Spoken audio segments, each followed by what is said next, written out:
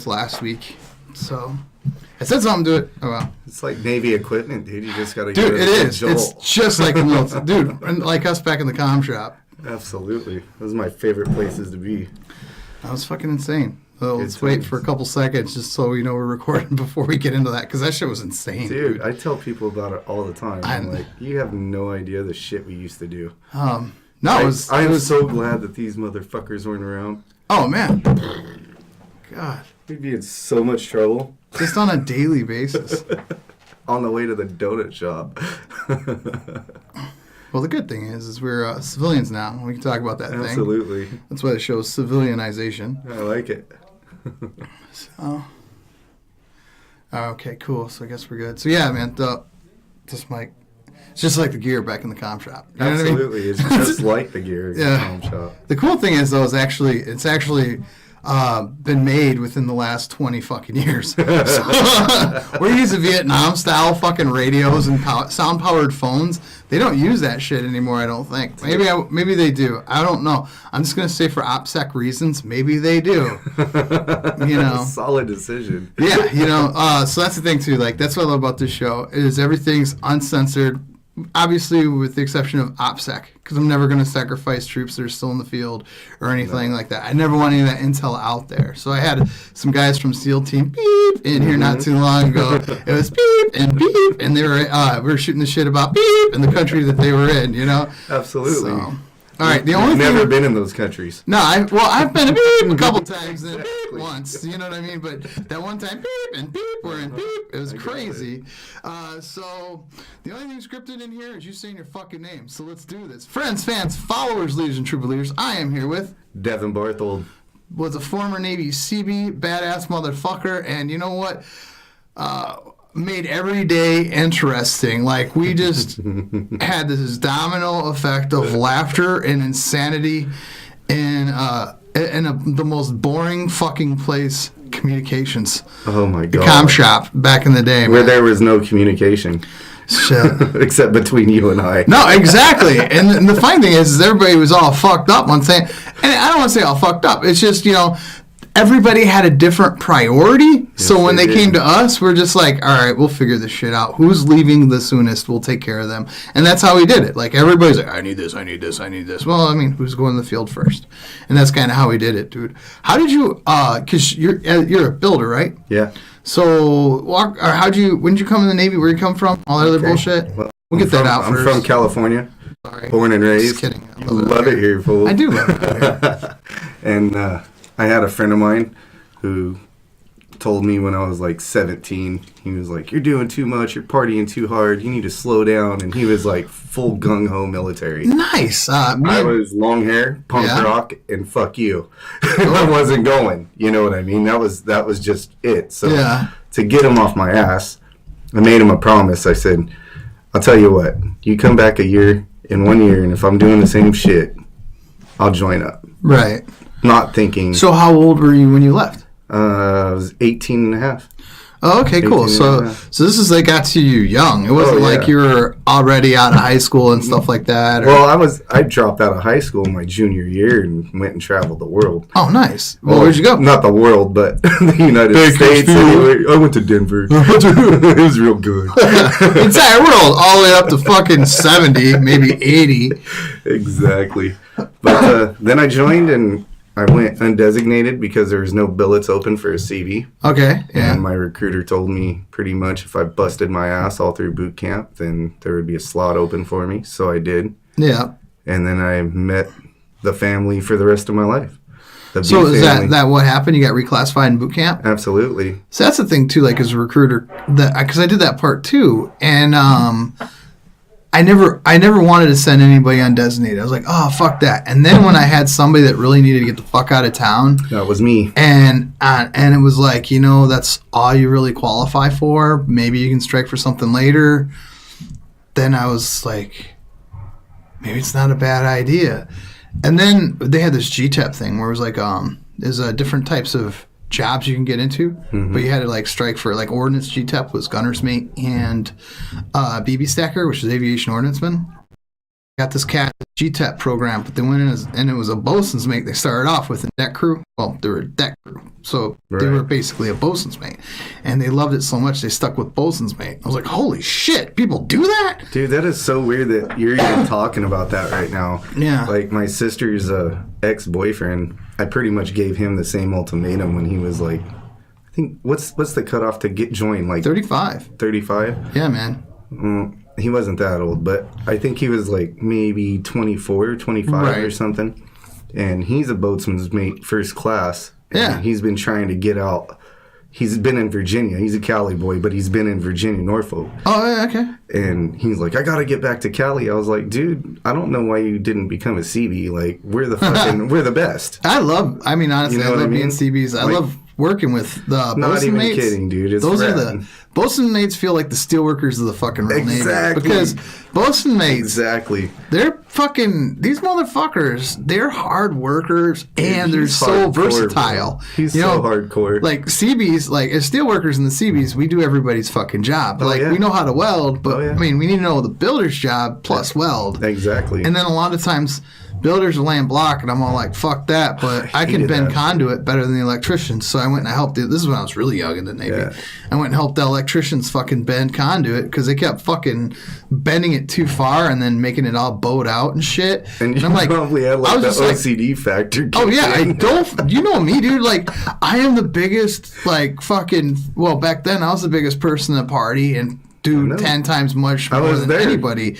But at the same time, when it came to working, I know you're about the business. Circles you're around about your business. Anybody. Sure. I can honestly say that. I miss that shit. So this fucker's gonna be here in February, and he's going to Coronado. Oh, nice. And I really want you to meet him. Oh, definitely. He'll come up, have him do the show. Like, for sure. I told him all about you and what we were doing, and he was like, oh, I gotta meet him. I was like, hell yeah. Well, the thing is this, and much love to, I don't think I ever say it, but Rick, over at the Funny Bone in Virginia Beach, first person to ever cut me a check in the military, in the comedy world. And I was going through some really bad shit. I was going through divorce. I was stationed at CBMU. No. I was stationed at Amphibious Construction Battalion 2. And that's where I worked with a lot of bosun mates, you know. And my wife and I split, and I didn't know what the fuck was going on. It was just like a text message on, I'm sorry, I can't do this anymore. I'm like, what the fuck? You know, Rick was always like, hey, man, hang here, you know, all that other shit. Do you want to do a guest spot? And I'm like, nah, I don't feel comfortable doing it. Jesse Thomas was like, dude, fucking go up. Nobody's here, no pressure. And ever since then, I'm like, hell yeah. And then fast forward a couple months later, maybe about a year, first, like, legit check I ever got in the comedy world was from them. From them? Yeah. From Rick? From the comedy, well, the Virginia Beach Funny Bone. That's awesome. It wasn't a whole lot, but it was still the first check I ever got. Solidifies what you've been doing. Hell yeah. So, I mean, I get it. I mean, with anything that you're doing, that you love doing, that you're passionate about, if you can get paid for it, you're living, brother. No, I totally agree. That's all there is to it. And I was really surprised when they let me in the military. Yeah, man. So that's rad. I hijacked the whole show because that's what I do. That's exactly what you do. Yeah. So, like, all right, your homie or your sister's boyfriend, ex-boyfriend, sister's ex-boyfriend, but you're still cool with them. Oh, super cool with him. That's fucking. He's dope. a rad dude. He tells me every time I see him, he's like, dude, I am so thankful that you told me to join the military when you did. Dude, he was going nowhere. Fuck out, dude. You and know that's what I told him. I said, sometimes you gotta go reset, brother. No, I totally agree, and that's why I loved. Recruiting was the best and worst job I ever had. Because I went back, started in Toledo, and went back to my hometown.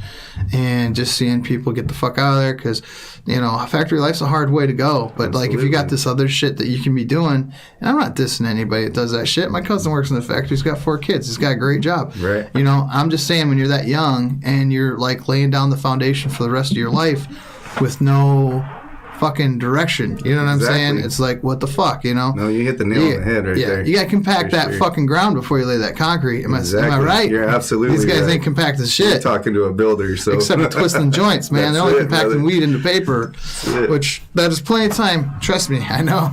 There's plenty of time for that after you're done, dude, you know? And that was the biggest thing for me was I had a hard time actually convincing myself to say no. Right. To continue to say no, to fulfill my obligation and not let anybody down. Oh, yeah. And, I went through it, dude. I had cancer. I had everything. And, yeah, let's get to that, man. Yeah, that was gnarly. And if tell you the truth, please do. I'm usually like an upbeat person. I am. Yeah. And in my darkest times, when I found out that I had the cancer and military life was cracking on me, I was getting divorced. Like I was going through some shit, and I was very lucky to be placed with the 31st. I'll tell you that, brother. I just wanted to make sure, because I remember when you showed up and I knew what was going on with you. Yeah. I just want to make sure you're having a good time. Oh, for sure. And I want it every day. I always like laughing. I like having fun. Yeah. And then and I wasn't going to treat you because they put you guys, it was like you and Tony, and I was running the shop or for the equipment side. Yeah. And I was running that part, and it felt like it was like, I had that one guy, we won't mention his name, but he was a fucking batshit crazy dude. And I got you that's just you're going through some serious shit, and the guy's talking to you like you're just I'll never forget that, dude. And and I'd be like, whatever. And I go back and forth with them all the time, like, don't worry about this, I got this. I'll never forget that. I was at my breaking point that day, and I was getting ready to lose my shit. Oh, you tell the story, man. That guy was such a cool dude. He was one of those, he was one of those very in control kind of people, at all times, had to know where you were, what you were doing. Where do you go? Yeah. All the time, dude. And that one day, you just finally laid into him, dude, and you're like, hey, what the fuck's your problem? This guy's fucking got cancer. He's going through chemo. He ain't got no fucking hair. And I didn't. And I was like, thank you, Josh. Fuck that guy. And you gave me the rest of the day off. And we went and ate burritos on the other side of the base and kicked it at the ocean. And just sat, dude, and it cleared my head. It was so much weight off my shoulders. Right? Yeah, dude. Yeah, gut bombs for sure. Well, you forgot the part, too, where I was like, he's down to one nut.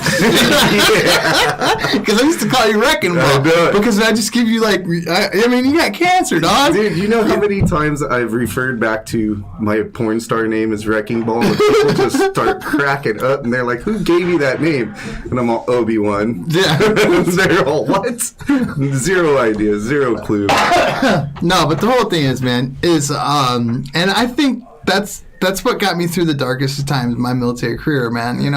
Was humor. The hardest shit, is through laughter. And you can listen to the previous episodes where I talk about Iraq, and that's how I got into this. But whatever, on my shit. So go back to you with the with that. I mean, when did you get diagnosed? I mean, dude, it was so fucked up. I did my first deployment, went to Guam, had a great time. What was it like? Talk about that. Amazing. Guam was the shit. And I haven't been back since, but I'm telling you, if I ever had a chance to retire. Right? No, I was in 40. CB40. Hoorah, 40. Yeah. Hoorah fighting 40. I was 40 later. When you were in 40, I was in 5. Because I was thinking you were in 40, and then for some reason I was... That's because I was always in 5's barracks partying. Yeah, and then I was thinking, why was I thinking you were in 3? It was because 3 was in, 40 was gone, and we were working at the 31st. Exactly. That's why I was thinking you were in 3. And numbers games, don't worry about it. It's funny because, military people get it because we got when a battalion goes on, another battalion comes in, we fucking it's basically we high five each other and bang each other's wives. Just kidding, not really. It does happen when you're young. I mean, I feel like a piece of shit for doing that. I mean, I was 20, so I did that too. And I hear you. God damn it. We hung out at the same bar, man. Plenty of them. So, all right. So, what was Guam like, dude? Talk about that. Guam. I'll tell you, I think I was 19, maybe, no, I think I was 20. All right. And we're on the plane. I'm stoked. Battalion's on the plane. We're all excited about where we're going. And then I look out the window, and I see a fucking speck in the middle of the ocean. They're like, we're landing there. I said, fuck, we are. No, this plane ain't going to make it. And we made it. And I ended up getting off the plane, and it felt like getting hit in the face with some hot top ramen. I was like, what the fuck did I just step into? Well, we stayed for our deployment, man, and that island's so small, you get to know everybody there when you were such an alcoholic like I was. Oh yeah, like Hotel Row as they call it. Oh yeah. So like, that whole area. We lived down there. It was so rad. Ended up catching a part-time gig at a strip joint as security. Which one? The G-Spot. Nice. Yeah. Me and 4 other guys from the battalion, we would work doubles and escort the ladies to parties. I would say escort. Absolutely. Good times, though. And then when I came back, I ended up breaking my leg. I jumped off the 3rd deck. Oh, shit. Yeah, I ate some mushrooms. Yeah, I'll do it. And I took off running, and I jumped off the 3rd deck. You remember Tier? I don't remember, but he's a really tall guy. Yeah, okay, yeah. So me and him were running around together, and I break my leg. Yeah. He carries me up to get my leg set. Leg gets set. I'm on crutches for about 2 weeks. And I thought my leg was rubbing my balls. Right. You know, and my balls were swollen.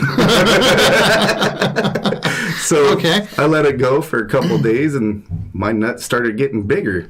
Right. So I don't know if you remember, but we had those cheesy-ass like hotel phones in our rooms. In our Yeah. Because back then, like, just so that people know, this is so shitty. Like, it was such a fucking racket. Because like you had phones in your room, but the thing is, you had to like walk the other part of the base, and you had to actually pay your bill there, and you could have like an answering service and all this other shit. But it wasn't cheap. Dude, I forgot about that part. So yeah, you had to walk all the way over there, and then there's this shitty fucking like there were bad hotel phones in your room, so they call and then it was garbage, and you had to have your phone on so that for a proper recall. Absolutely. So it's just basically the base was just racking up money on your fucking expense. For sure, there is straight highway robbery. I did not forget that shit. Yeah, no, yeah, you're absolutely right. So yeah, I had to call medical to tell them about my problem. Well, there was this chick, and like she was the hot chick in the battalion, you know, and corpsman. So I call her, and she's like, "What's the problem?" And you know me, no filter. Yeah. I'm like, "My balls are huge." Bitch hangs up on me. I call her again, and I'm like, "Hey, I really have a problem. Like, it hurts when I try to walk, and I think I need a wheelbarrow for my nuts." She hangs up on me again. Big balls. She's got big balls. You got big the biggest balls of them all. Yeah, man. So I call my chief, and I'm like, "They're not taking me seriously over there." And he's like, "I've missed morning muster, because I couldn't fucking walk. I couldn't go anywhere. I was in so much pain. And the night before, I killed like half a bottle of Jack because I was in so much pain. Yeah. And then I was like, fuck it at this point, and I took a pain couple is called shots. Peer pressure in other places, but... Well, you did know my roommate, so... Anyhow, long story short... it's a podcast. Make the long story as long as it can be. My chief shows up with my senior chief in my room. I'm doing shots of fucking Jack. Crutches are leaning on the wall. I still have a broken leg. Right. They're like, "You're a hot fucking mess, CB. Like, you come with us." I'm like, "I can't fucking go anywhere. Like, I hurt." And they think I'm bullshitting this whole time. Right. I dropped my pants, dude, in front of them. Just dropped them. And I was like, "Does this look like bullshit?" And they're like, "Holy shit." And I took my middle finger and flicked it. It was hard, bro, like a golf ball. You know what I mean? But the size of like a small tangerine. Jesus. And I was like, oh, it hurts so bad. And so they take me up there. They get me up to the medical, and they send me out in town and do a sonogram. And the dude that's doing the sonogram, he looks at me and he's like, oh, shit.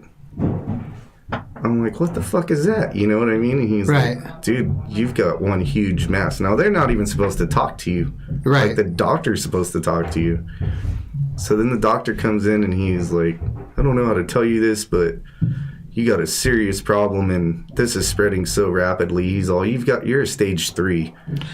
Oh, shit. And so I'm how many in stages Wainini. are there? See, I'm well. Well, stage 4 is the worst. Well, that's what I was thinking. That's terminal. You know, like, you're done. Oh, fuck, dude. And I'm in Wainini, and they don't have the equipment or the people to do the surgery there that are qualified to do it. Right. Well, yeah, because like basically for people that don't know, at that time, I don't know how it is now. It's probably the same.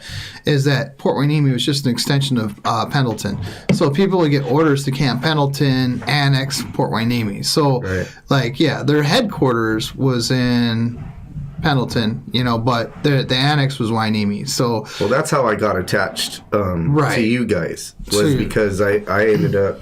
They ended up doing like some temporary orders to you. Yeah. So I could travel from the 31st to Balboa. And I got there within like 2 or 3 hours. I don't even know how long it took me to get there, but I got there. Hauling ass. To Balboa. In my mini truck. Or not Balboa. I'm sorry, Camp Pendleton. I went to Balboa. Oh, okay, Naval Hospital is where I ended up. All right, Balboa. And as soon as I got there, they put a mask on me. I was knocked out, woke up like 2 days later. I come out of it and I'm looking around and there's this big old black dude like just hovering over me. And I'm like, where the fuck am I? I had no recollection of anything. Right. Of anything that was happening. And this dude's like wiping my ass. And I'm like, uh-oh. Am I in Guam? What happened? Did I drink too much Jameson? Yeah. And, the guy tells me, they gave me an epidural in my back when they did the surgery, so you lose control over everything, you know what I mean? So I still didn't know what was happening, and I look over and there's my dad there. There was my old chief from battalion there, and I mean, it just showed how much I was loved, you know what I mean? Yeah, it was pretty fucking rad, and I undid the covers. I'll never forget, dude. I looked down at my junk and I was like, oh my fucking god, they took one of my nuts. Oh, like a wrecking ball. Too bad that song wasn't around, dude. That's so fucked up, dude. That's what my friend put as my ringtone when I call him. Oh, hell yeah. You're welcome for the nickname. Yeah, appreciate it. But anyway, I ended up doing a bunch of chemo. And well, that's when I came to you, was when I was in the middle of all that shit, and pretty much what saved me. So crazy. Yeah, I'm glad I did, dude. Absolutely. I'm glad they sent you to us, because I was what happens is, for those dear listeners, if you're in a battalion, which is a mobile unit, or like if you're a Marine or if you're a sailor or somebody attached to a unit that deploys, because you're in a deployable unit, the second that you can no longer be deployable, they want to move you. That way, because you're supposed to have X amount of deployable people per battalion or unit or ship or whatever. So they're trying to get you the fuck out of there fast.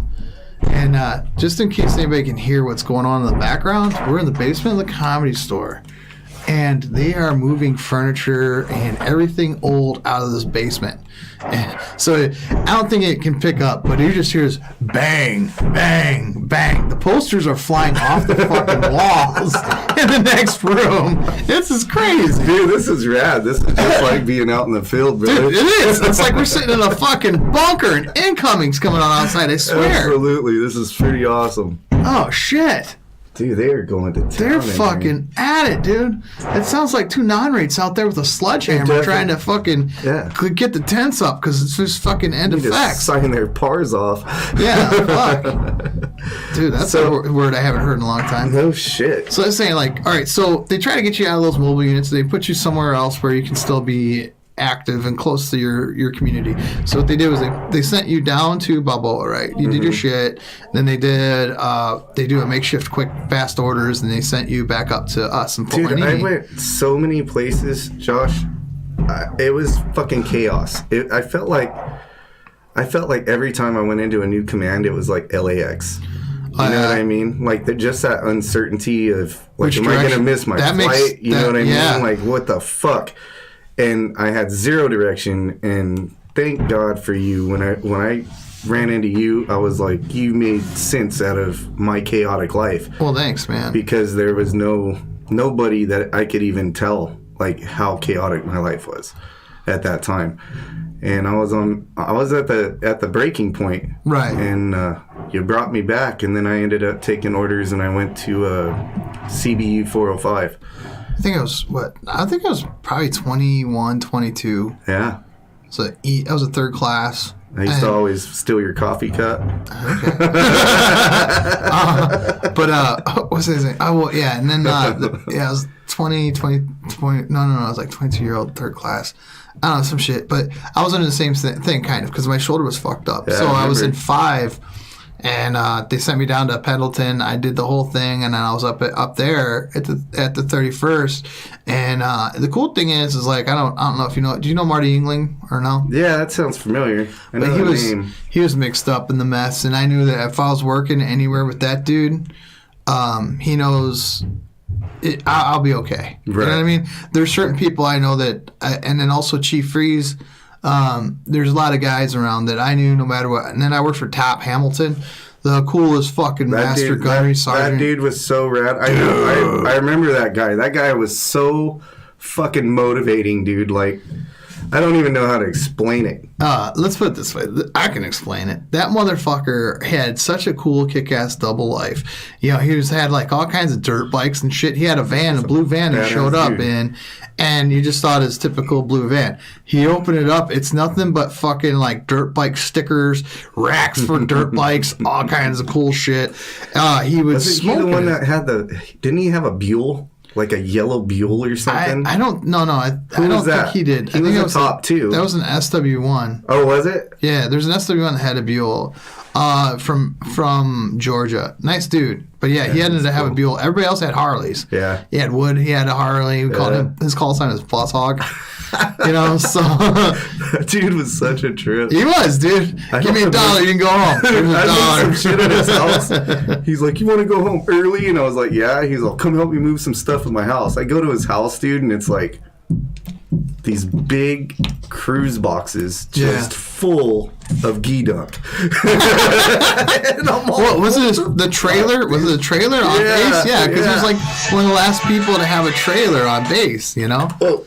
Yeah. So that's fucking funny, man. Yeah, dude. And he had ghillie suits. I was all, what the fuck are you doing in here? Watching TV and making ghillie suits? What is happening right now? I loved going on those field exercises, man. Did you ever go up on the field? Don't you remember I lit the whole fucking mountain on fire? Yeah, well, that happened every effects, though. Well, I thought I was special because I was all qualling for the AT4 and I burned up the whole goddamn Fort Hunt at Liggett. No, I mean, like, you did that with the battalion, though, right? Yeah, I did that with battalion. I'm talking about, like, as far as 31st. I couldn't go. Because you had to stay too close. Up.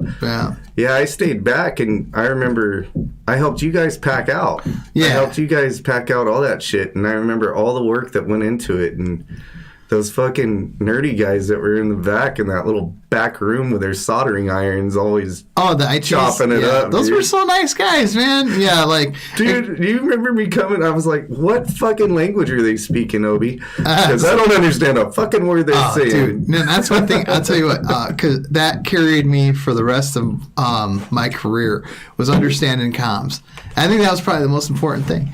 And like, realistically, like, if you the most dangerous troop out there is a troop with comms capability. Absolutely. Because you can call in anything. Absolutely. You know, and knowing comms from then on out, because when I left, I went to 40, I took over a ET shop as a fucking... Is that what you ended up doing? Yeah, well, the next deployment. That's crazy. I was an SW3. I check into a battalion and I fucking take over a whole comms world. It was great. But no, those ETs, man, I just watched what they were doing. I was asking them, and I understood what, after they walked me through it, you know what I mean? It's like, it's just like finishing concrete or doing drywall. If somebody walks you through it, you're like, oh, okay, cool, that's how you do it. But it's just like that. I just took that same attitude with the gear. They just threw me those retarded books with all those words in it, dude, and they're like, understand this. And I was like, I don't understand shit. Show me. That's why, you know what I mean? Like, no. That's why I was like, show me. And then I'll build you Taj Mahal, dude, but you write it down on paper and I'm fucked. Well, remember, like, we had to do all the gear. We had to clean all the gear and all that other stuff. And then the numbers, we were fucking... remember that one time it was like you, me, and Tony, and we really didn't realize what would happen if you had an enclosed room with spray paint. So, like, we weren't even really thinking about it. Oh, dude, You just took me right back there. I could still smell it. Oh my God, I know, right? It was like, we're just going to change a couple numbers. And the next thing you know, like, hey, you guys got to do all these. So we didn't think nothing of it. We didn't think to open the windows. No, we didn't. We were so fucking high on spray paint, on accident. Dude, I was higher than giraffe pussy that day. Oh my God, dude. And it was just, we couldn't stop laughing. It was just like, but I mean, normally we couldn't stop laughing anyway, so nobody thought anything was wrong. What happened to Tony? I don't know. He did his thing and he moved on, and, you know, I think he got out, and I haven't, you know, I looked for him on the, on the Book of Faces? Yeah, I actually looked for him back on the MySpace days too, you know? Well, I ran into a couple guys that, I don't know if you knew him, Charlie Carter. He's one of my really good friends. And another one we won't mention because he's still in there doing his thing. Yeah. But I went and saw him. He actually lives out about 45 minutes from me. And Charlie came out from, I think it's Georgia. And we met up. I rode my bike out there. Me and my brother rode out. And we met up with him and we sat and drank Jameson for about 3 or 4 hours and reminiscing, dude. And his name came up, Tony's name. Yeah. And they had these stories of before Tony was with the 31st. And I was laughing because I remember hearing, you know when you hear of a legend in battalion, you know what I mean? And a legend in battalion is like the ultimate party goer. Well, yeah, I kind of held that name for a while. Absolutely. I still do. And still made PR or PT in the morning. Yes. And finished PT and smoked half a pack of cigarettes and drank 4 cups of coffee. That sounds like my first, and then we're off to work, you know? My first 10 years in the military. Absolutely. And we were talking about Tony, and they said some shit like he moved to Canada. And I said, that Canuck probably did. He's probably up there playing hockey. Yeah, because his brother... Or driving a Zamboni. His brother was in 5. He was in 40. And then, I wouldn't doubt it. He was a big hockey... I think he was a hockey fan, but they're both Boston boys, I believe. Yeah, he was a hockey fan for sure because he always used to wear that jersey, and we also used to make fun of him. Well, you made fun of him more. I just laughed a lot. I'm a big Wings fan coming off of fucking some wins. Absolutely. I don't know, a few Stanley Cups, no big deal. Yeah, that's how it's always been. You know, eat a dick, Tony. And Tony, if you can hear me, you can eat 2 dicks because neither one of us have heard of you. Find us on fucking Facebook. Come down. All 3 of us will do one of these fucking shows again. It'd be interesting. Rad. So you got the cancers, and the cancers. You got the cancer. You got the cancer. All right, so you got the cancer. They cut your nuts off. You're in, or just one.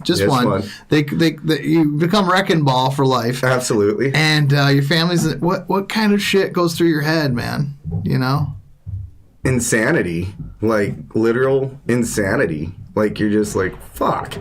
Like, how is all these negative things happening and I'm putting in 125% every day? Yeah. You know? And I figured out what it was, dude. It was just molding my life and realizing that life's not going to just hand you anything for free. You got to earn every fucking ounce of it. So, and live it to the fullest, you know? You got to, man. And I realized at that point, when they said stage 3, I was like, fuck, I'm not checking out. I'm not ready to check out. No. I got shit to do.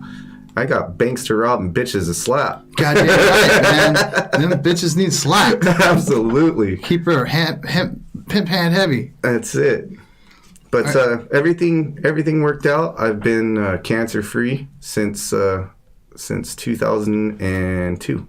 So what was that processing like? I mean, you know, like they sent you... I got an honorable discharge. Right. So they wanted to give me a medical, and I told them to eat a dick, and I had to sign another year extension because, you know, with the bees, you had to sign a 5-year. Well, that's the thing. Yeah. You 4-year enlistment, 1-year extension for school and all that shit. Mm-hmm. And they were like, no, we're getting our time out of you. And so they sent me over to the CBU, and that's where I run into Schmitty.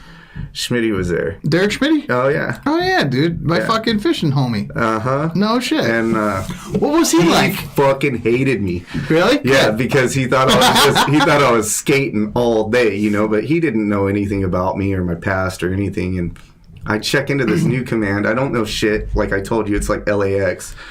And I get there and they're like, okay, this is how we do things. And I just come from battalion. You know, that's all I knew was battalion and the 31st. Right. And they're like, you got to stand watches, and we're in a little airport hangar, like off the ass end of the fucking runway out in the middle of nowhere. Yeah. And they got like a bunk bed in there. And they're like, you stay here during the weekend. And I was like, fuck you, I ain't staying nowhere. What? I was all like, what the fuck are you talking about? Man. And my very first week there, they had he was a steel worker type, second class. And he ended up calling in. I didn't know the procedure. I mean, I still think about this, dude, and I blame myself for it a lot. It's one of those reoccurring dreams that you just think in your dream you can change and hope for a different outcome. Yeah. Well, this guy, he'd been in the service for probably about must be like 15 years or something. And you could tell like a worn troop, you know what I mean, when you see them. Their uniform's not always sharp, and they're just a hot mess. You know, you can see it. And they had an answering machine in this place, and a phone, and like I guess he'd called a bunch of times, and the ringer was off on the phone. All right. And he had left these messages, and you couldn't really make them out because it was like slurred speech. And I didn't hear the messages until the next day. And I finally found like a roster of phone numbers to call in case something happens. And like I said, I was new. I was brand new.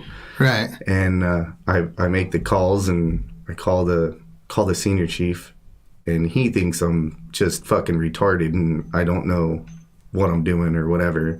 That I'm making pretty much a mountain out of an anthill, you know? Right. And he shows up and he listens to the messages, and it turns out it was that steelworker second class, and he had gotten hammered, super hammered, and blew his brains out. Oh, shit, man.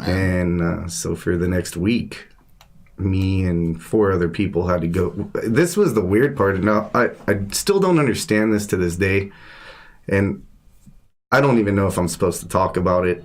But it's just one of those things. Like, I'm not going to mention anybody's names. Yeah, just don't mention names and you're fine. You know, because of the situation that you This guy lived out in town in San Diego, and somehow or another, my warrant officer at the time had gotten hold of the manager of the apartments and opened it up.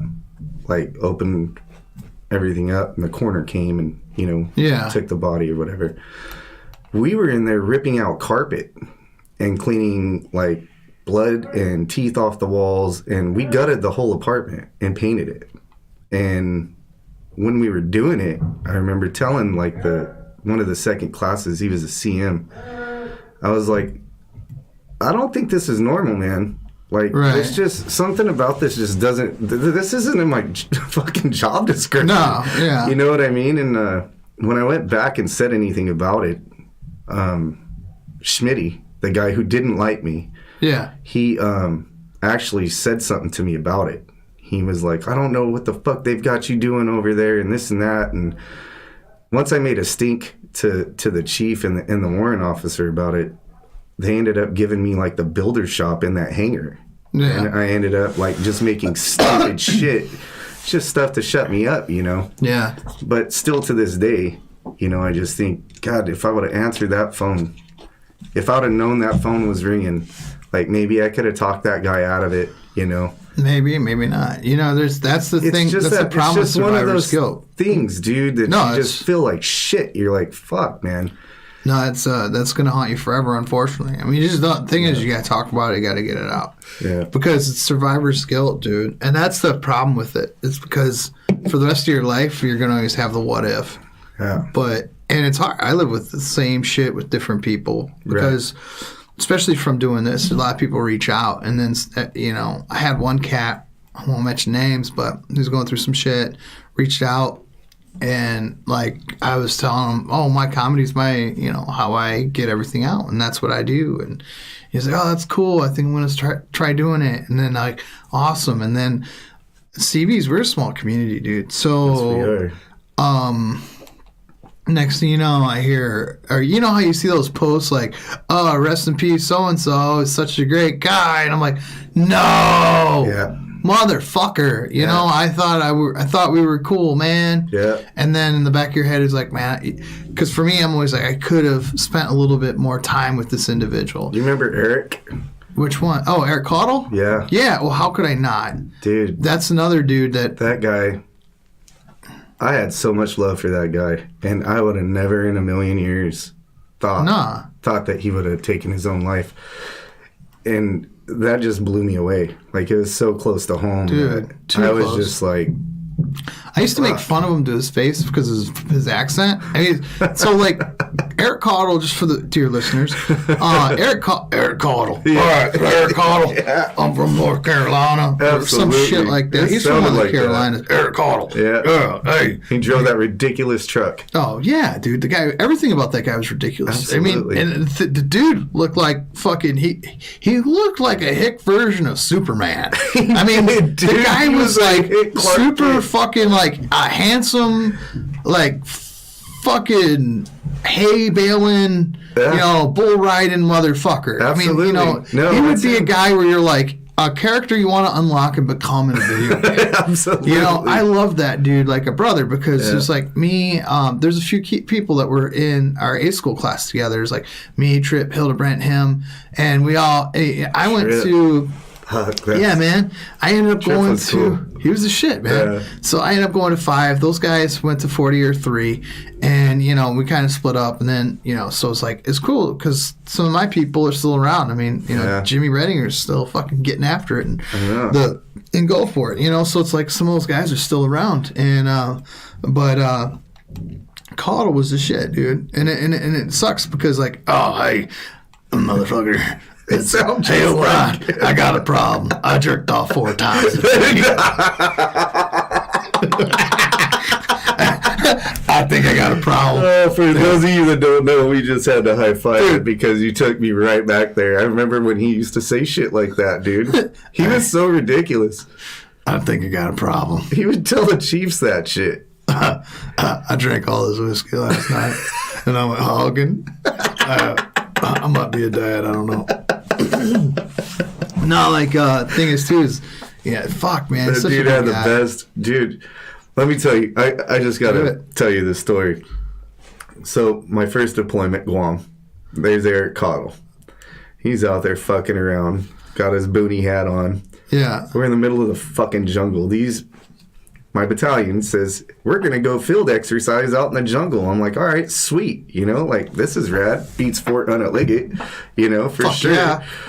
So we're out there, and the EOs come in and clear out, like, this huge path of just fucking tanga, just all this brush. And they're like, oh, here's your Alice pack, and here's all your shit, and you've got shelter halves, and they team me up with G. And, G was also in A school with me. Exactly. Bad motherfucker. I love that guy. Him and I are still in contact, and he still comes to visit. And he's come do this goddamn podcast, G. He's a member of the Eagles, too. Good. Yeah, good dude. And anyhow. I wish he's a member of the Lions because they need somebody who could do some good for that football team. How tall would you say he is? Oh, man. Gee. Well, 6'10"? He's tall as fuck. I remember they had to have special boots for that dude. They did. And I was like, you need fucking oars for that thing because I could use it as a canoe. Absolutely. And he laughed and yeah. It's real shit. I'll tell you a story about him after Eric. Just keep on going. So I miss them both, man. Absolutely. So Eric, I end up on this react team. They're like, we're going to make you react, and you're supposed to secure everything, and anybody comes in here, then you got to fucking apprehend them, and all, the deal. Yeah. React is basically the quick reaction force for the battalion. Yeah. So when people get close to you, you fuck their shit up. Goddamn right. And so that's what we're doing. We're out there fucking around, and I kept hearing this noise, dude. It's like, chick, chick, chick, chick, chick, chick, chick, chick. I'm like, what the fuck is that? So we got night vision. Like, we had just gotten night vision. Like, it was, like, the big deal at that time, So, and we're not supposed to look at, like, the military tent because you can see through it or some shit. And there was this one chick in there we were always trying to check out. So, my buddy's looking around, looking through the night vision, and he picks up Caudle. Yeah. In the fucking woods. and he's got his pants down around his ankles, and he's leaning on a fucking tree, and he's taking off a boot and pulling off a sock to wipe his ass, bro. That's not how I thought the story was going to go. I didn't think it was, but that's where it went. Yeah, oh my God, dude. So the next day, like, we bust him, you know, and we send him on his way, and we're fucking laughing about it. Right. The next day. As you should. The next day, because we had foxholes dug and all that shit, and the chiefs and all the upper echelon were walking around making sure everybody's shit was tight. And speaking of tight shit, there was zero tight shit on the trail. It was all loose stuff because he had been fucking drinking creatine for 3 days straight and just liquefied the whole trail. And our fucking Master Chief stepped in the shit. It's so good for mass. I mean, I'll tell you what, creatine. All right, so I don't know what it's like now, but I used to live with my buddy. I'll just say Jimmy, not Redinger, but it was a different Jimmy. But he would be on this creatine farts smelled like eggs in the microwave. They were fucking horrible. Smells nuclear. Dude, it's just bad. And it's like the worst. They softened it a little bit. Same with their stool. But anyways, keep going. So anyhow, we end up calling him Shitty Eric, you know, for probably about 2-3 weeks straight, and then we ended up coming back, and that's when everything happened to me, and so I didn't get to see him. And G's the one that actually drove me down to Balboa when I had cancer. Oh, okay. He drove my mini truck down there. But when I got back after everything had happened, G was back to battalion, and so we were hanging out, and he come down, and we're at a mall in Riverside. Yeah. And we're going up the escalator, and his big ass fucking shoe gets caught in the fucking escalator. No way. It rips the whole sole of his fucking shoe clean off. And he had Nikes, and you know they had a special order that bullshit. You know what I mean? Yeah, definitely. So we go up to the front desk, to the security desk, and they're looking at us like we're crazy. I'm pale as fuck, and G looks like a struck match who's 6'10". Right. And he's just a giant guy, you know? And we tell him, like, what happened with his shoe. Well, the mall's responsible for that shit. You know what I mean? So they cut G a check for like $800 because he's got to get special ordered fucking shoes. Right. So G's walking around like 1 inch difference because we can't find him shoes in the fucking mall that fit him. And I'm like, you know, out where I live, they sell random weird shit. You know, I live by the Cabazon Outlets, which is right by Morongo. Yeah. So we go out there, and Nike has 4 shoes that are his size in the window as displays, and he bought all 4 pair for like $300, and we partied all fucking weekend, and I got him drunk, and he became a Eagle member. Hey, that's how you get people into the club. Absolutely. Absolutely. That's the best shoe shopping story I've ever heard, man. Absolutely, dude. He was pumped about it, because, you know, I mean, it would take months for that guy to get boots. I mean, like 6 months. That was crazy. Fuck. He should have had oars put in those motherfuckers. I told you, man. You could fucking dude, you could put a whole battalion in there in Stormy Beach in Normandy. Those fucking shoes are so goddamn big. And then that just proves that with the escalator pulling the fucking sole off, that the front would be a trap door, and you could fucking hurry onto the beach. Absolutely. So, back to Cotto real quick, man. He had a lot of shit going on. I love that dude like a brother. I guess like he was paying for a kid that wasn't his. Yeah. Like it just a lot of shit, man. And it really, I mean, that was a first. Like, I mean, that was the first person I've ever known that took their life that was close to me, you know. And it sucked because around that time frame, a lot of our friends got popped. You know what I mean? Like before that, a year before that, and it was like, because I mean, full disclosure. When I left, you know, Ohio, you know, and you're from California, I was partying, and I just got sucked in the whole party scene, and, you know, and it's just keep doing the same shit, and it's just, you know, sucks saying goodbye to so many people, but, you know, that's the thing, too, is like, and then also the guy at 405, if there's people that, you know, here comes the boring disclaimer, but if there's fucking people that are going through some shit, I mean, fuck it, call somebody, let somebody know, you know. Absolutely, and you're one of the few people that I do see. Well, our group, we have a pretty tight group. I don't know if you notice who pays attention to what you're putting out there, but like James Lesser for one, his wife, she's like a newscaster or something from up north, from like up towards Chico, and they repost a lot of things. Like I'll share your stuff, and they'll share it too. Oh, and cool. It's a lot has to do with the veterans that are taking their own lives, that feel like they have no way out other than that. And just so if you can hear me out there and you're feeling that way, that is not the case. That is not what it is. Live life every day. And a lot of it, too, I think, is civilians. Because what happens is we get these organizations and we hire them to represent us. It's an ad agency, and they're here to help us prevent suicide. So what do? They grab down this little curled up in a ball in a fetal position, hunkered down, fucking, like, I'm crying, fucking soldier, sailor, Marine. But we're not like that. The people, most of us, we're horrible fucking marketing. Exactly. It's like, we're gonna blow my brains out. Yeah. No, like, why would I call that number? I'm not that guy. Like, fuck you. You know, but the thing is, and I've been preaching it before, and I'll be saying it till I'm die. Is a lot of times if you're going through some shit and you know you're going through some shit, just pick up the phone. You don't even have to say you're going through some shit. Yeah. Just ask another, somebody else, how are you doing, man? Yeah. And then automatically you adopt what they got going on, and you kind of shelve your shit. But you can also share with them, like, hey, oh, really? Oh, I'm going through that too. And then and I don't know, because I had to go to AA and like Al-Anon and shit when I was young. I think that might have been how that shit started. You know what I'm saying? Like, it's just kind of like, just reach out to your brother, man, and just be like, yo, dog, or sisters. There's a lot of female veterans I served with that are going through some shit too. So I'm sitting with a dude, so I'm not trying to discredit any females that were in the service at all. I mean, you guys are just as badass, almost. I'm just fucking kidding.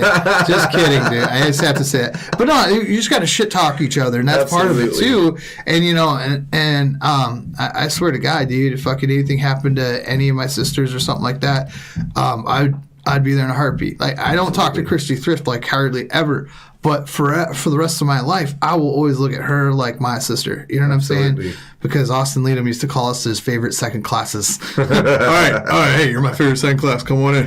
All right, blah, blah, blah. And then I would leave. Oh, there's Christy Thrift. Or no, there's BU2 Thrift, my favorite second class. How you doing?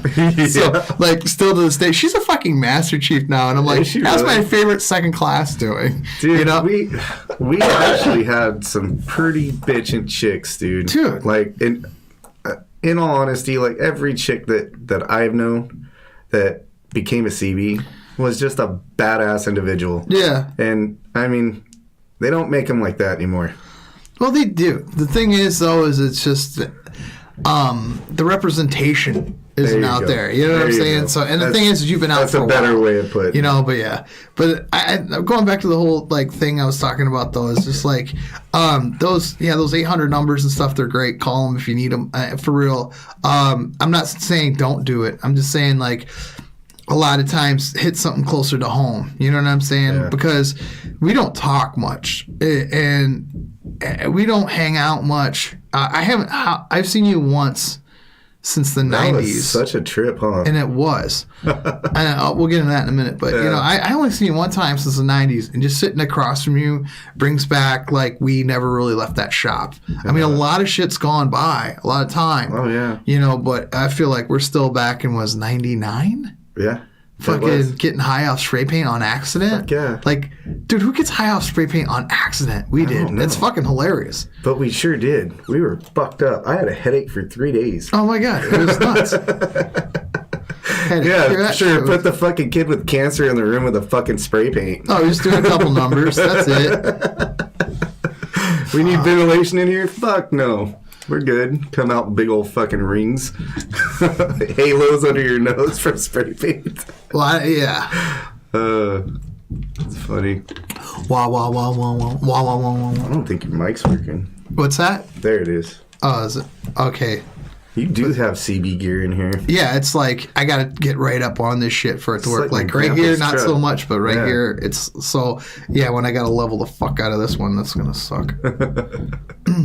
Anyways, I'm super stoked to see you. Yeah, ditto. And we did run into each other. Yeah, that was crazy. So, which was a funny thing because I was standing in line waiting for like lobster buffet, super stoked about it, higher than a kite. And I see all these KLOS shirts and the girl that I'm with, I'm telling her about you. Yeah. I'm like totally standing there talking about you. And then next thing I know, somebody moves out of the way, and there the fuck you are. I said, get the fuck out of here. And she goes, what? And I said, that's him right there. She goes, the fuck it is. I said, watch this. And then I waited until we got all the way right to each other. Yeah. Because it's like fucking Magic Mountain fucking walking in there. Yeah, the snake line. Yeah, exactly. Yeah. And I couldn't believe it was you. Dude, that was crazy. We did, so for those that don't know, I work at 95.5 KLOS, the morning go-to guy for driving an RV for the rock station. So on the Frosty, Heidi, and Frank morning radio show, I was in Morongo helping. I think that time I was making sure certain people didn't make bad decisions. Like, it was cool because we were just kind of like... Which I can't even believe you have that title. Exactly, right? The funny thing is I've been sober for 9 years, mostly. Yeah. I'll say mostly. I'm with you. But, yeah, give or take a day or two. But there's been a fucking... so it's been pretty cool. So anyways, yeah, I'm standing in that line, and then I just look up, and I'm like, fuck. And I didn't realize. And it was crazy because, like, I thought you were there for the thing. You were just there to eat. Yeah. And I'm like, oh, holy shit, that's so all, cool. What the fuck? And I was like, dude, I literally live like 5 minutes away from here. I am sorry. No, yeah, you were just like, what? You live out here? And I'm like, yeah. So people do that on voluntarily. You people out there that don't know, Cabazon area, Banning area, was the last stagecoach town. It is considered Stagecoach Town, USA. That's their theme, because that's where all the trading went down back in the old wild west, and it's still like the wild west. Like, oh yeah, man. Morongo, we get to see so many celebrities. We see more celebrities down there than people probably do here in LA, because they all have that go down there and go shopping and the bargains, and then Palm Springs isn't far from there either. So for you to be there, how far? You guys are pretty close to Joshua Tree, right? So yeah, kind of. Like, Joshua Tree's like the next exit, right? I think 62. Yeah, that's like so. But I mean, you're not too far. Let's put it that way, because like during the summer we go out there. They actually have it's a DHS, Desert Hot Springs. Yeah, which is now like the weed capital of California. They have a bunch of hot springs out there. And everything's super cheap. You can get a room down there for like $50 and chill in these mineral pools and get super wasted if you want to on like $20. And you can pee in it and nobody knows. Like, yeah, it's warm in here, huh? Yeah, it's always like nobody knows. But it's a pretty rad area. You guys got Pappy and Harriet's. Fuck yeah, we do. Dude. Oh, talk about that place. Pappy and Harriet's, bro? I'll tell you. Dude, tell your story. I'll tell mine. Punk rock all the way around. That's all I know. Really? Right, Happy and Harriet. So it's like it's the middle of nowhere. The thing I love about it, there's no cell phone service there. So like the food is really good. I recommend the chili. So you go. It's like right up. Fucking what's that shit? What's that city? Joshua Tree. It's not Joshua Tree, but it's right above it, right? Yeah. It's the Joshua Tree. It's by, just drive straight up. It's by the Marine base. Yeah, not too far from 29 Palms. Exactly. So you drive up that ways, and the matter of fact, you take a left at Hoof and Horn if you're coming from here. And the crazy thing about Hoof and Horn is I grew up with a girl that fucking part owns that place. No shit. Yeah, Jen Michaels. I grew up with this chick, right? She was like my high school sweetheart's best friend, or well, they were tight when I was. That's a cool story in itself. She used to date my little brother. It was really weird. That is weird. And that's how I ended up getting hooked up with Heather, the chick I was dating, and you know, probably the only chick I ever really loved. But anyways, so you go straight up Hoof and Horn. Wait a minute, we need to take it back there. Is there some things you need to talk about? No, we're good. You want a hug? Maybe after this, from Heather. But you get up to if you get up to the fucking Pappy and Harriet's, they a lot of times there'll be some random shit going down. Paul McCartney will hang out there. Dude, there always is random shit. Yeah, and the thing is, too, is like you have Robert Page and Jimmy Plant will be hanging out there together. It is insane. Yeah, and it's just Neil Young. I get it, and I know why. And like I was thinking about it on the way out. They just jam randomly with people. Dude, it's a lot of them want to get the fuck out of the rat race. You know what I mean? And get to the outskirts and get back to their art, to them, and find themselves again. So a lot of times they'll go out there just to get away from the public. And I have kicked it. And I don't work at a radio station or anything like that, but my sisters are all bartenders. Right. And my sister Sarah, she pretty much is the bartender of Palm Springs. She's like the best of the best down there.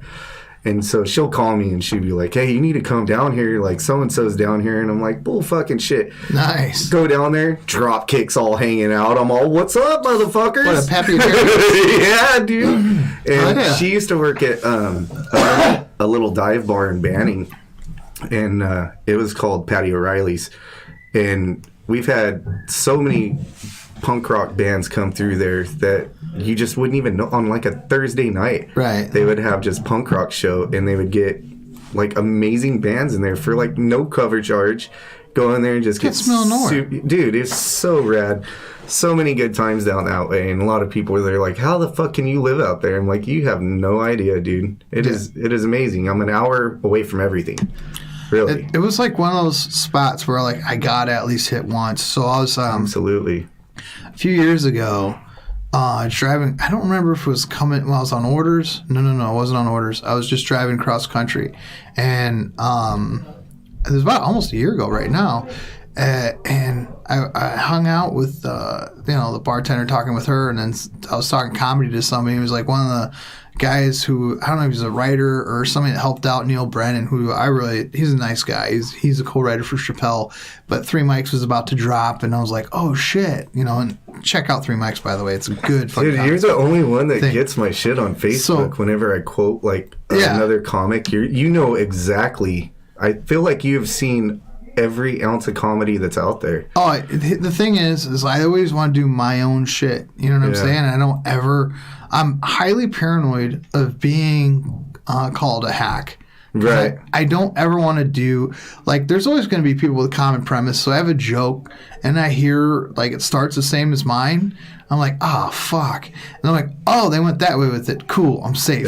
Yeah. But if there's something that's too close, then I'm like, God damn it. There's a comic who's got a bit about having a traumatic brain injury, and I have a bit parallel to it, but his is way better than mine. And I kind of shelved mine when I heard his. I'm like, God damn it. Yeah. You know what I'm saying? I think I probably wrote mine before him, but at the same time, his is famous, but it's a better bit. You know what I mean? So I'll do it just so I can say I can justify it when I have note cards, because sometimes if I'm doing a long set, I'll have note cards by my water. You can't tell that I'll set a napkin down with my glass of water, and I'll use that for but if somebody catches what I'm doing, I'll pull it up, be like, look, I got traumatic brain injury. It's not that traumatic. I just don't remember birth dates or what the fuck I'm supposed to say next. So I got this. You know what I'm saying? Like, and it works. It's a quick, thing, and it's just, and I tie it into what you do takes huge balls, Well, I have two of them, sir. So well, that's good. Together we are three. Yay! Trifecta. We'll call it the Tripod Podcast. The Tripodcast. Yeah. I've always gotten a kick out of just the improv in itself. Like, I don't think I really ever understood why comics would write things out. Like, just from my own experiences with well, I'm going to break your heart right now. You can go ahead. All right, here's the thing. Stand-up comedy, you kind of got to do it so it works. Right. You know what I mean? So, like, what you want to do is when you're doing different clubs and stuff like that, you want to make sure the shit is funny. You don't want to just go up there and be like, I got an idea. Because usually if you I got an idea, it might be funny, but you're going to just listen to a story forever. But you want, what American stand-up comedy has become is you want set-up punch. You want laughs. Bam, bam, bam, bam. Yeah, bam. or you want... And the thing is you want somebody to be themselves. They want to be true. There's a sign upstairs. When it comes up here, it says you have 3 minutes to be yourself. And that's it. Be you. Have fun. Solid. And that's it. You have 3 minutes to be yourself. And that's what I love about the comedy store. This is where I started, right in this fucking building. I know. That's for sure. When you first told me about it, I was like, almost 10 years. My aunt took me here when I was young. Yeah. and it was like some of the first comedy that I had ever been introduced to. Went to Virginia, then quit for a couple of years, then just started doing open mics there, and then moved back here, and here I am. You know, so. It's good to see you, brother. I'm glad you're doing well. All right, so here's the heartbreaking part about improv. Ugh. Improv has rules. There's rules to There's it? a lot of rules in improv. See, I don't follow those either. But people do improv do. I mean, you got the herald, and then you also have yes-anding, where it's basically like if I say something, you got to say yes and, that you take it and you just build it, and I yes and I take it and I build it, and then it end up we find it's something to call the end of it. We'll put a button on it, which is one last tagline, and that's right. There's like rules. So it's like improv isn't really all that improv. I do love comics that just riff and do some random ass shit, but half the riff is something that was already part of another bit. Who's your favorite comedian? A favorite? Yeah, like the one that made you want to be a comedian. Oh, the one that made me want to be a comic? Well, Robin Williams, because rad dude. Yeah, and that's the guy who made me want to be it, because it's a USO tour, and I said it a billion times, but here you go, dear listener. Google or YouTube, whatever the fuck, Robin Williams Kuwait, because it was like, you know how you always got a million things going through your head. You're like, who's what's going on? Whose kid's sick? You know, who's going through a divorce? You got all these things going on. It's so crazy that you said his name, because him is Robin Williams, Louis Black, Kid Rock, and That Year's Miss America did a USO tour, and when Robin was up, my mind was just blank. I was just fixated on, you know, the dude I loved as a kid, you know, and all these movies. I mean, I fucking love Miss Doubtfire. I love Mork and Mindy. Movie. When I was a kid, oh, yeah. I fucking loved Nanu Nanu. You know what I mean? I would say that forever. I still say Nanu Nanu sometimes to people. But when he did his set, it was just like, holy shit. But if you watch the video, pause the podcast, pull this up on your phone, and then there will fucking be a part where the flag goes down in the middle of it. And you can hear me scream in the background after the flag is down. Play ball! And that was the day. So it's really cool. That is cool. So, but there's a lot of Robin Williams. Well, here's the kicker though. You got Robin Williams as a dude, you know, but as a kid it was fucking Sam Kinison, and Sam Kinison was awesome. Oh, dude, I loved that guy. Andrew that guy was so rad. Andrew. And now I did shit with Andrew. You know what I'm saying? I just saw that dude on your thing. Insane. I was like, I used to quote him when I was 13. I still do. No, like when I was 13, and back when like if adults heard you cussing, they were just like, "Oh my god," you know. Yeah. It was a cool thing, but Robin Williams did a movie, and it was the same time that I had cancer, and the movie was about a cancer patient. Was it what was the name of that movie? Do you remember? We had the red nose? Yep. Yeah, fucking... was it Patch Adams or something? Yeah, that was it. That was Patch Adams. Okay. That was a great movie. It was almost a tearjerker, because my mom I don't cry. Brought that motherfucker to the hospital and popped it in and drank a bottle of wine and cried for like an hour and a half. Yeah. And I was like, why would you bring me this movie while I'm getting chemo in my fucking arm? Hey guys, I know you're a Holocaust survivor. Let's watch Schindler's List. Yeah. You know what I'm saying? That's how I felt, dude. I was like, oh man. Jesus. But Robin Williams, dude, good, super solid comedian. I agree. It's too bad that his life ended. Yeah, and a lot of people like. I mean, as a comic, you find out he stole a lot of people's material and stuff like that, and it's like, oh, yeah, that's the biter. But he still like, fucking he was amazing delivery and shit like that. Good Morning Vietnam, one of my favorite movies. You know, I want to be that dude. Yeah. Like, I'm not fucking kidding. I want to be who he was in Good Morning Vietnam. And sometimes I do feel that way. You know, when they pull the I can't even imagine. Try not to fucking cry when I say this, but you know when he pulls the Jeep over, like, hey, you know who I got in here? And then he starts making everybody laugh. Yeah. Sometimes I feel that way when I walk on some of these bases, and people know me either from like KLOS or the podcast, but mostly from, they don't know me personally, but their supervisor or somebody told them about me helping them out. Because like I got shit on a little bit when I was young. And when I was a kid, like before I was in the military and stuff like that, and you know, I don't want to be like, I had a hard life. We all had hard lives. You know what I'm saying? Yeah. That's irrelevant. Sure. I'm just saying that when my entire military career, if I had the opportunity, because you can be an asshole or you can be something that was cool. And I always wanted to leave that impression like, man, that motherfucker's got my back. Dude, you know? You did. And like, I mean, and it manifested. Like, you're infectious, bro. I appreciate that. You changed a lot of troops' lives. Nah! You changed mine. And I was a hardhead. You know I was, dude. Nobody told me shit. And if they did, they got it right back like 10 full. But yeah, that's the thing is just, you know. But I was glad you were there. Well, for sure. Fuck yeah. I'm glad you're here. Me too. I mean, until they kick me out, I'm still... Yeah, well, you see they're fucking moving. You're stuck with a bill. Yeah, right? No shit. I mean, this whole place, like, it's not so much Vietnam going on in here like anymore. We're squatters. Oh, shit.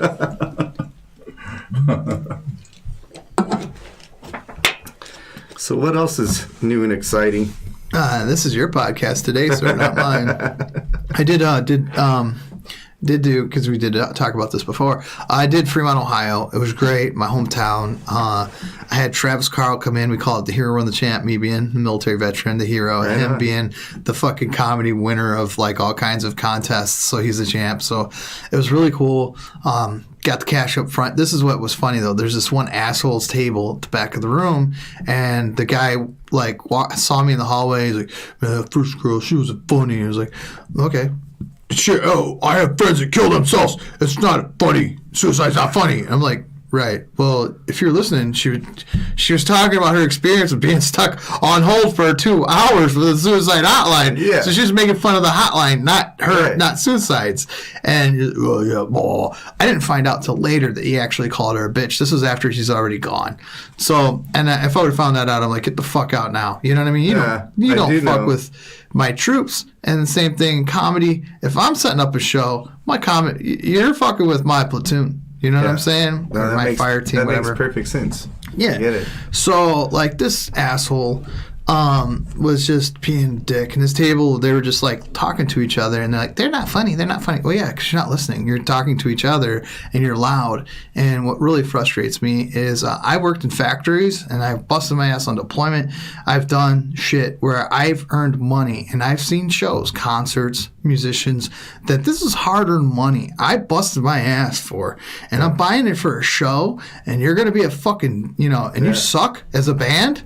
Fuck you. Yeah. You know what I'm saying? I'll do my best to never give that experience to somebody. I'll bomb. It's going to happen. So, but I'm going to do everything I can not to. Right. But if you're taking that experience away, well, my people are busting their ass for you, and you're taking it away from everybody else in your little shit table. So I was like, hey, man, you guys gotta take off, man. And they're like, oh, we're fine, we're cool. And I'm like, no, for real, man, just leave. You shouldn't be here. How much did you guys cost to get in here? And I had had cash, dude, a wad of money. And I'm like, no, for real, how much does it cost? And I'm like, ripping 20s back. And I'm like, so I know it was like how much it was for you. And I was gonna pay them what they cost to get in here, maybe a little bit more. I don't care. Just go to the bar next door. I'd rather pay for their ticket and them to have a couple beers to go in another fucking room than to get mad at this comedy show that we got going on and ruin it for everybody else. Or anything, or were they douchey? They're douchey and loud. Yeah. They weren't heckling. They were just douchey and loud. Apparently, one of them called my comics a bitch. And she's she's the one with the suicide hotline bit, because they didn't hear what she was talking about. He heard buzzwords. Oh, my friend's on suicide. Dude, I'm on a fucking board for suicide survivors called Sloth. Yeah. Go to slothcares.org, and that's a fucking board. This podcast, we've talked about 2 great people that fucking killed themselves. Right. Probably more. Exactly. Well, 3. And then you got fucking Robin Williams. Well, hey. Jesus. Can't leave him out. But anyways, longer.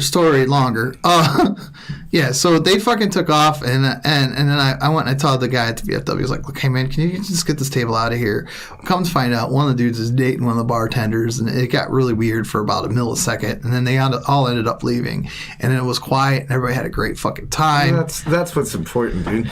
Like, I don't know, there was a comic that I was listening to, and it was actually one of the guys that opens for the comics, Ontario Improv, and basically how it works is they'll break us off a bunch of free tickets and stuff to go in there and bring our friends, and they hook it up, and we get like group rates or whatever. So we're in there, and the guy that comes out, it was like one of the first times that I'd actually been to the Ontario Improv, so I didn't know what to expect. You know, I didn't understand that it was like a whole dining experience, and then you get to watch the comedian, and it's very personal because it's such a short spot from the stage to the right. To the tables, Yeah. And it's very interactive, dude. Like super fucking amazing. And I'm sitting there, and it's me and a friend of mine, a bunch of friends, and we're sitting there, and the guy comes out and he says, "It's good to see all you beautiful people. You guys all look magnificent.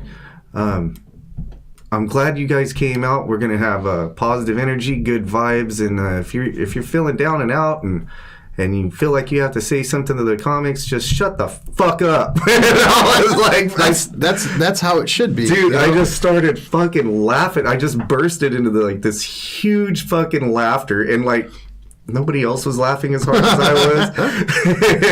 and so it gets his attention. Yeah, he sees me over there with my buddies, and we're sitting there, and they introduced, I don't know if you've ever heard of the Smash Brothers. Yeah. They're from the Inland Empire. Yeah. Fucking funny motherfuckers. And it was the first time I had seen their bit, you know, their show. And I'm sitting there, and it's funnier because when you're from the same place that the comic's from, right, and they're talking about 99% of the shit that you see every day. Yeah. Dude, it makes it even more funny, you know? I mean, so... It's personable. It's That's super the best part, personal. When comedy can be personal. So me and all my friends, we're drinking, we're shooting Jameson, we're having the best time ever. And after the show, we're leaving, and there's the Smash Brothers, and they're standing there, and they're like, "Where are you from?" And I tell them where I'm from, all of us do. And we ended up going out with them afterwards. And we went over to, it was like a fucking BJ's Brewery or something. And we ended up drinking beers and hanging out with them. And I got to talk to them. And, cut from the same cloth. You know what I mean? Like, it was pretty rad. And they fed off each other. Nice, yeah. And it was one of the best shows that I can remember. Well, that's good, man. It was pretty cool. And that's the thing. What you said, Ontario Improv? Yeah, Ontario Improv. See, that's what I like about comedy clubs versus doing bars and stuff like that. Is comedy clubs usually it's set up by somebody that knows comedy, right? You know, so the tables are right there, and they seat you, and they seat you, and it might feel uncomfortable when the lights are on, but when the lights are off, it's great because the closer you are to somebody else laughing, the more you want to laugh, you know, because. My buddy Steve Simone is a comic. He's got a bit where he talks about like, yeah, brother, and he looks at one person to the left and looks at the person to the right, and then they know it's okay to laugh, you know. But when you're that close together, you can just you can feel it, you know. Absolutely. That energy is good, and you're at a table with other people laughing. It's good shit. Well, since then, I've been back to the improv. I told you I have a couple friends that do comedy down there for charity events and stuff like that, and so I'll get invites over there all the time. Well, this one night. I love Joe Coy. Okay. Like one of my favorite comics right now. And we watch the show. It's fucking great. I'm leaving, and so this Ontario Improv is at Ontario Mills Mall. Yeah. And so you've got just busy. It's super busy all the time.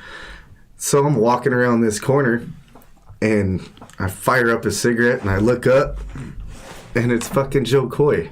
And he asked me if I enjoyed the show, and he shook my hand and gave me a big old hug, and he was like, "Right on, man, carry on." Hell yeah. And I was cool. Like, that was fucking awesome, you know, and I don't get starstruck. You know, I don't, but it's different when it's a comedian. Right. When it's somebody who makes me laugh or something like that, it's just a different vibe all the way around. And I was just thinking, I was like, I wonder... That'd just be so fucking rad just to kick it with that guy at like Universal Studios all day. You know what I mean? Well, that's funny because I usually end up at Six Flags with other comics. Well, I mean, it's a perfect place to people watch and just crack jokes, dude. That's what I kind of feel like life should be. If you can't laugh at it, you need to get the fuck out. That's not pro-suicide, by the way. No, not at all. If you can't laugh, kill yourself. Yeah. What kind of message are we sending, man? That Bloodhound Gang made that song? Put your head up high and blow your brains out. Push up high and blow your brains out. Hello, my name is Jimmy Poppin. I'm a dumb white guy. I'm not older, newer, middle school, 5th grade like junior high. Fuck yeah. So what are we doing after this? Fucking, you hungry? We'll grab some carnies. Fuck yeah. I usually buy carnies after this. Do you? So, yeah, man. Right we on. can wrap it right now. Let's do this again. Sound good? That sounds good to me. We've been probably doing this about roughly an hour. Let's do it. All right, so, I know you're not a comic, so usually I'd be like, this is where your tour dates and all that other shit.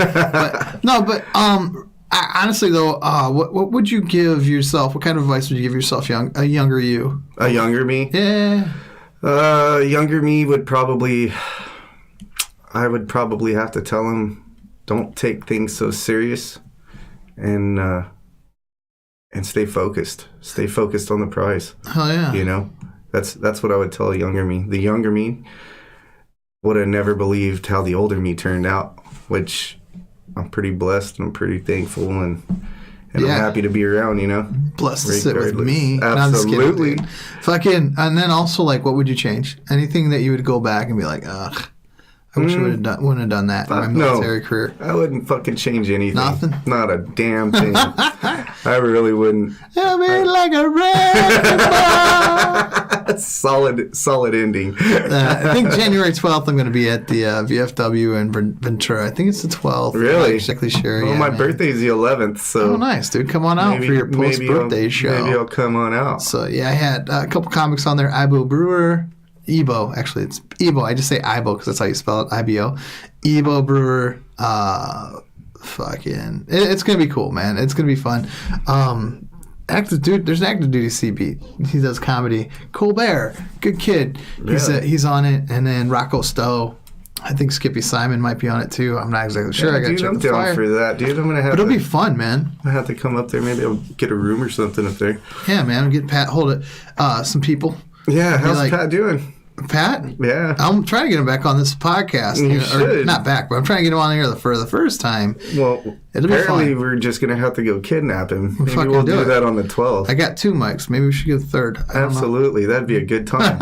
Fuck yeah. Start that shit show. Dude, that'd be fun, man. Yes, Dude's it would.